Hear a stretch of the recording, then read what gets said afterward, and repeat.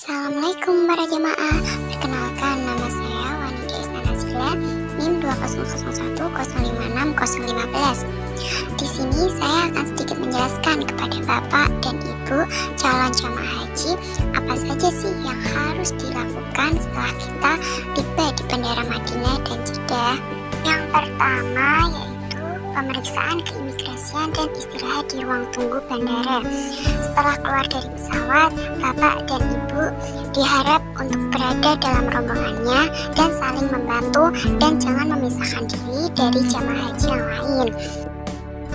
Para jamaah diharap antri dengan tertib dan sabar untuk melaksanakan pemeriksaan keimigrasian yang meliputi pemeriksaan paspor, sidik jari, dan retina mata di pintu kedatangan, serta memeriksa kembali barang bawaan Bapak dan Ibu agar tidak ada yang tertinggal.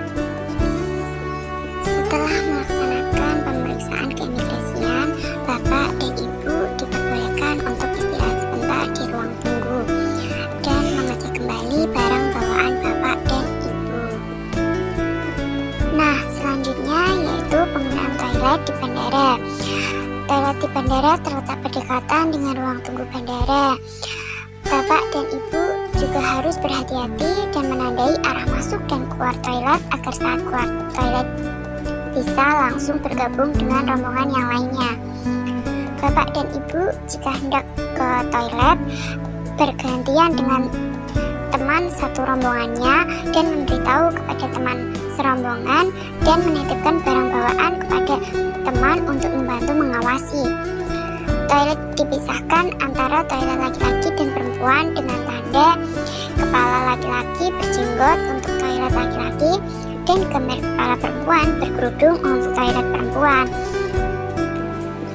Dan di dalam toilet terdapat ruang-ruang berukuran kecil dengan lubang WC di tengah ruang tersebut. Jadi Bapak dan Ibu sekalian diharap untuk berhati-hati agar tidak ada barang yang terjatuh dan masuk ke dalam lubang WC, dan agar tidak tergelincir atau terperosok di dalam lubang WC ataupun terkena najis. Adapun keran air untuk membilas dengan selang yang posisinya agak rendah.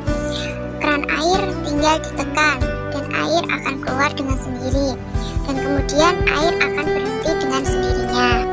Selanjutnya yaitu aktivasi paket data internet. Penggunaan kuota dan paket data internet di Indonesia dan di Arab Saudi itu jelas berbeda. Jadi Bapak dan Ibu sekalian perlu membeli paket kuota dan data internet yang khusus untuk haji. Apabila Bapak dan Ibu sudah membeli paket data internet di Indonesia dan sudah diaktifasi, maka saat telepon seluler Bapak dan Ibu diaktifkan, itu bisa langsung digunakan. Nah, jika Bapak dan Ibu sudah membeli paket data internet di Indonesia tetapi belum diaktifasi, maka Bapak dan Ibu harus mengaktifasi terlebih dahulu. Cara mengaktifasinya sesuai dengan petunjuk dari masing-masing operatornya. Biasanya cara registrasi dan aktivasi tercantum dalam bungkus atau brosur masing-masing operator. Setelah melakukan registrasi dan aktivasi, lalu buka setting atau pengaturan pada ponsel untuk mengaktifkan mode roaming, dan setelah itu melakukan restart. Kemudian dicek apakah jaringan roaming sudah aktif atau belum. Jika sudah, Bapak Ibu akan mendapatkan pesan atau SMS yang berisi notifikasi bahwa sudah tersambung pada jaringan internet roaming internasional haji. Dengan demikian, ponsel Bapak dan Ibu telah tersambung dengan jaringan internet dan dapat digunakan sekalipun untuk menghubungi keluarga yang ada di rumah atau di Indonesia. Apabila Bapak dan Ibu ada yang belum membeli paket data internet di Indonesia, Bapak dan Ibu tidak perlu khawatir, karena nanti saat kita turun di bandara akan ada banyak operator seluler Arab Saudi yang menawari kartu perdana pada jamaah haji nanti, sekaligus akan membantu mengaktifasi dengan mendaftarkan menggunakan nomor paspor Bapak dan Ibu sekalian. Selanjutnya yaitu persiapan keberangkatan ke pemondokan. Setelah beristirahat, Bapak dan Ibu akan melanjutkan perjalanan menuju pemondokan di Madinah atau Mekah dengan menggunakan bis yang disediakan oleh petugas.